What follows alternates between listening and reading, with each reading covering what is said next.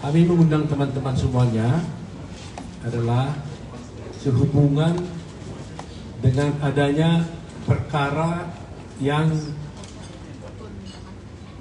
berjalan di Jakarta Pusat, di mana Bapak Insinyur Joko Widodo dijadikan sebagai pihak tergugat di dalam perkara tersebut bersama-sama dengan KPU.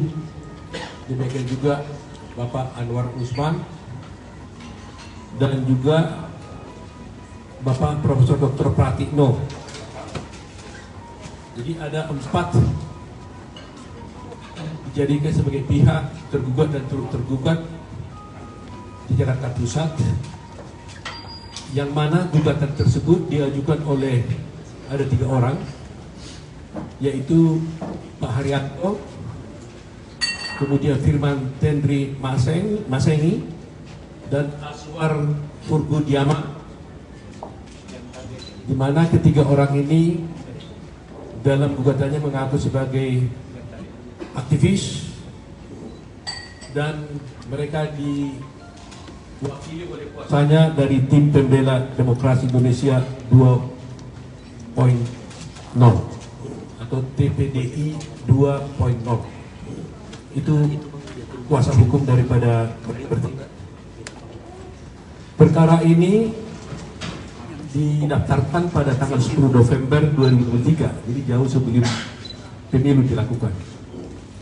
Tetapi hari ini kita sudah mendapatkan putusan dari Pengadilan Negeri Jakarta Pusat hari ini Senin tanggal 3 Juni 2024 yang menyatakan bahwa gugatan yang diajukan oleh ketiga orang ini yang disampaikan melalui tim TPDI ini dinyatakan tidak diterima karena Pengadilan Negeri menyatakan dirinya tidak berwenang untuk menangani perkara ini. Sebagai latar belakang, kami sampaikan dulu bahwa memang kita merasa prihatin ya, karena Bapak Jokowi, Insinyur Joko Widodo, telah digugat dalam 3 perkara sebelumnya, ya, 3 termasuk ini. Satu diantaranya adalah di PT UN.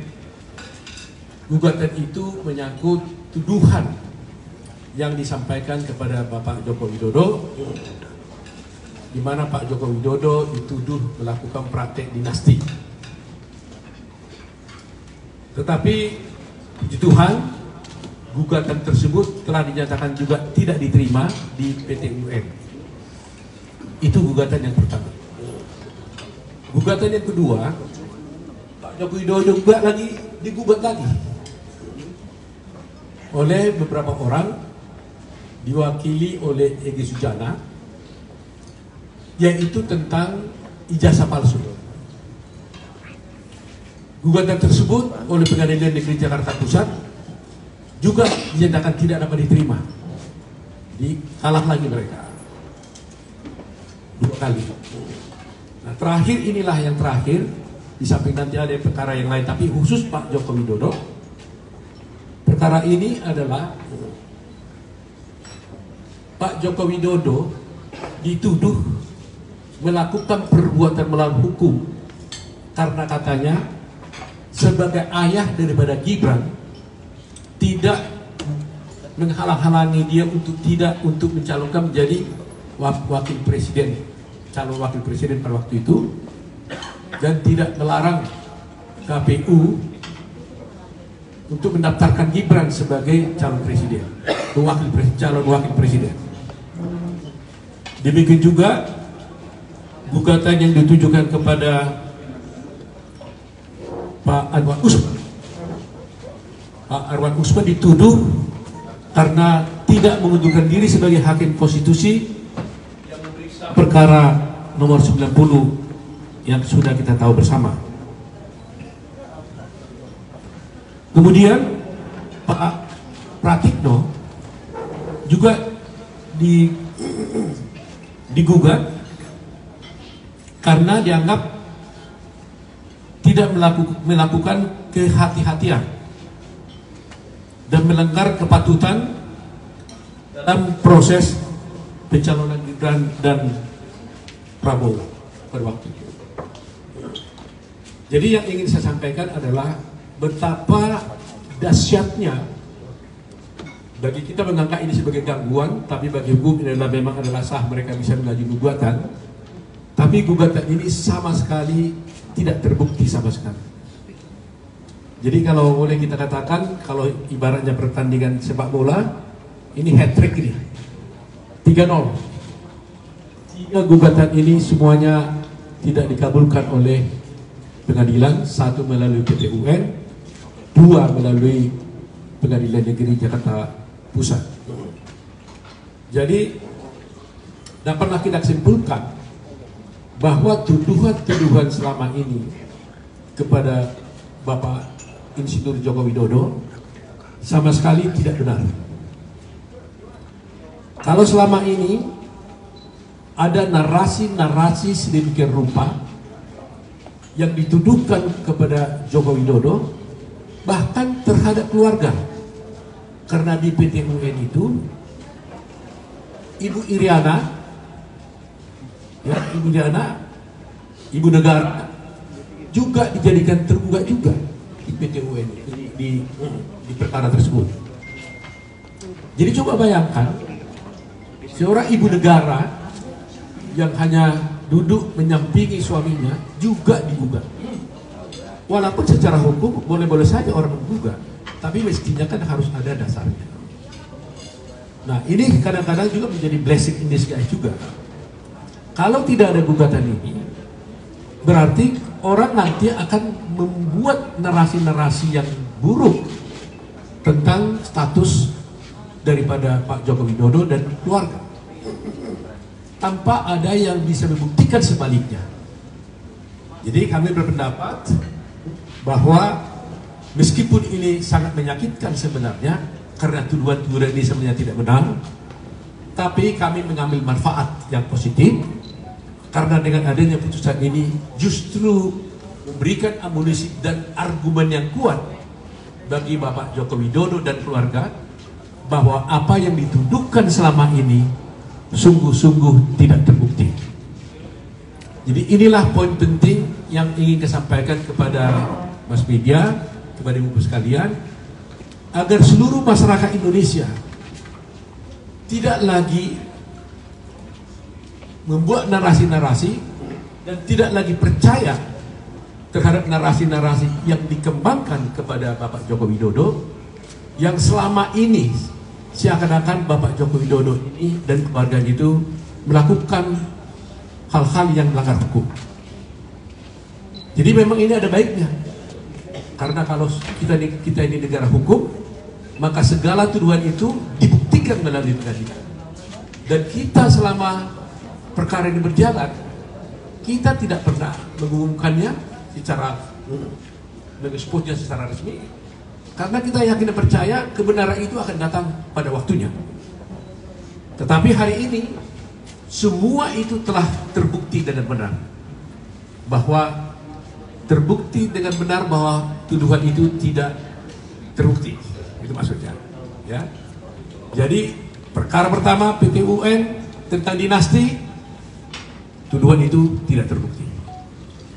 Perkara yang selama ini di-expose secara luas mengenai ijazah palsu juga tidak terbukti. Sekarang mengenai tuduhan kepada Pak Jokowi seakan-akan bersekongkol atau seakan-akan tidak membiarkan Gibran menjadi calon presiden, calon wakil presiden, dan tidak menghalang-halangi Gibran katanya, itu juga tidak benar. Bayangkan Pak Joko Widodo ini adalah sebenarnya presiden, tetapi dia dituduh dalam gugatan ini, beliau sebagai ayah kandung dari Gibran dituduh kenapa tidak menghalangi KPU untuk mendaftarkan Gibran sebagai calon wakil presiden. Ini jauh sekali teman-teman semuanya. Tetapi itu semuanya kita buktikan dalam persidangan yang begitu ketat. Ibu bapak sekali juga melihat mungkin di persidangan bagaimana ngototnya mereka, ya. Tapi puji Tuhan hari ini semuanya berakhir.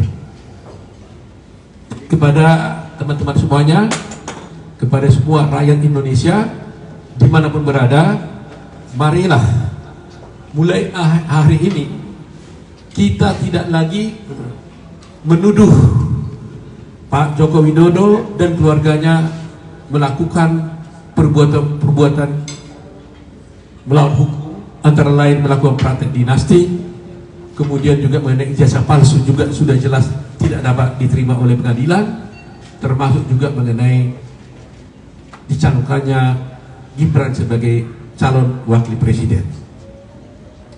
Sebenarnya dengan adanya putusan Mahkamah Konstitusi, semuanya ini sebenarnya sudah tuntas. Tapi kita merasa aneh, kok masih terus tidak berhenti. Nanti mungkin juga Anda tanya, Anda tahu bahwa masih ada satu perkara di PT UN, tapi itu tidak melibatkan Pak Jokowi, tapi itu melibatkan Prabowo Gibran yang diajukan oleh Pak Gawis Lumbung mewakili PDI.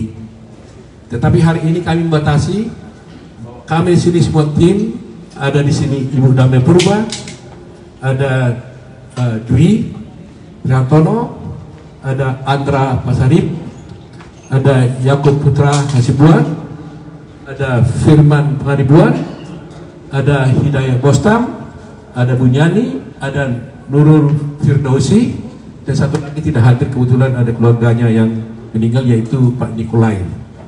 Ya, Nikolai tidak hadir di sini. Dan kami inilah semuanya tim daripada Pak Joko Widodo dalam 3 perkara yang berjalan itu. Dan hasilnya hat-trick, ya 3-0 lah, begitu kira-kira. Jadi itu saja yang kami ingin sampaikan, dengan harapan ini dapat disampaikan pada halayak ramai, dengan harapan agar nama baik presiden, ya meskipun gugatan ini juga gugatan terhadap pribadi, bukan sebagai presiden. Mula-mulanya ada gugatan terhadap presiden tapi dirubah, sekarang dirubah menjadi gugatan pribadi. Tapi justru yang menjadi perhatian kita, bahwa kalau dilakukan terhadap pribadi itulah sangat tidak menguntungkan nama baik beliau. Apa karena dia juga adalah seorang presiden. Jadi itu teman-teman ya. Jadi masyarakat supaya mulai hari ini mari kita hentikan narasi-narasi yang buruk terhadap Pak Jokowi dan seluruh keluarga, karena sudah ada putusan yang menyatakan bahwa semua narasi, semua gugatan-gugatan itu telah dinyatakan tidak diterima oleh pengadilan baik PT UN maupun Pengadilan Negeri Jakarta Pusat. Itu saja teman-teman. Ada pertanyaan? Ya, kalau ada masih orang juga mencoba mengajukan gugatan, ya tentunya tergantung prinsipal ya Pak Jokowi. Kalau beliau juga menunjukkan menjadi kuasanya, kami akan siap untuk melayaninya. Ya, jadi ada juga tadi yang menanya apakah mau laporkan balik dan sebagainya. Sepanjang pembicaraan kami dengan Pak Jokowi di istana pada waktu itu, beliau mengatakan tidak ada keinginan untuk melapor-lapor balik, tidak ada. Beliau itu memang betul-betul cukup arif dan bijaksana sebagai negarawan. Dia bilang silahkan saja, hadapi secara hukum, buktikan apa yang sebenarnya terjadi di pengadilan, supaya masyarakat semua tahu apa yang sesungguhnya terjadi. Jadi saya bilang tadi blessing in disguise kan, kita nggak menginginkan adanya gugatan ini kan sebenarnya kan, tapi justru dengan adanya gugatan ini jadi hal yang menguntungkan buat Pak Jokowi, karena Pak Jokowi diberikan kesempatan untuk membuktikan bahwa dirinya tidak bersalah. Ini satu hal yang kita anggap sebagai positif lah. Ya, tadinya dianggap itu gangguan, tapi akhirnya kita pikir ya ambil petik hasilnya bahwa ini salah satu cara panggung untuk bisa membuktikan bahwa Pak Jokowi tidak benar seperti yang mereka tuduhkan. Gitu. Silakan. Pak, setelah nanti menyampaikan lewat media, ini kan berarti kan rakyat kan tahunya lewat media sosial kan terkait dengan ijazah palsu dan lain sebagainya. Kira-kira ada strategi lainnya nggak dari tadi mungkin diadakan seminar FGD agar biasanya semuanya bahkan lewat online aja disampaikan, tapi kedepannya itu lewat Prabowo juga akan diadakan FGD, jadi biar rakyat tahu tentang terkait kedua gugatan ini semua. Kita lihat nanti perkembangannya, ya. Bila mana itu diperlukan mungkin perlu ya. Karena apa? Memang perlu masyarakat tahu ini karena kan kita sudah dapat pemimpin yang baru yang akan dilantik nanti pada tanggal 22 Oktober. Jadi kita menginginkan bahwa Pak Jokowi yang sudah sekian lama berjasa memimpin negara ini 10 tahun, jangan sampai ketika dia mengakhiri jabatannya ada orang-orang yang mencoba mengganggu, memberikan narasi yang tidak baik kepada Pak Jokowi. Jadi dia naik dengan baik, dia juga nanti selesai juga akan dengan baik dengan membawa nama besar bahwa dia telah berbakti untuk bangsa dan negara ini. Ya, itu poinnya. Pak, terkait dengan adanya pemberitaan dari Dewan HAM PBB, kira-kira nanti dari Pak Oto ada nggak nanti solusi untuk menyampaikan langsung apa itu ke PBB? Karena kan terkait dengan demokrasi ini ya, yang pemilu kurang kan maka sudah memberikan keputusan. Itu bagaimana Pak anggapannya? Ya, jadi apapun yang disampaikan oleh orang luar, termasuk Dewan Keamanan PBB dan sebagainya, itu kita tidak perlu komentari. Putusan ini sudah menjawab semuanya, ya kan? Kami tidak perlu membuat narasi-narasi untuk membantah sana sini, ya, karena kalau saya bantah-membantah nggak habis-habisnya.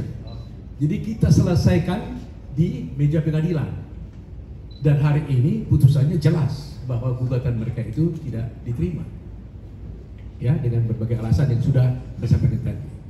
Jadi kami mengambil posisi seperti itu.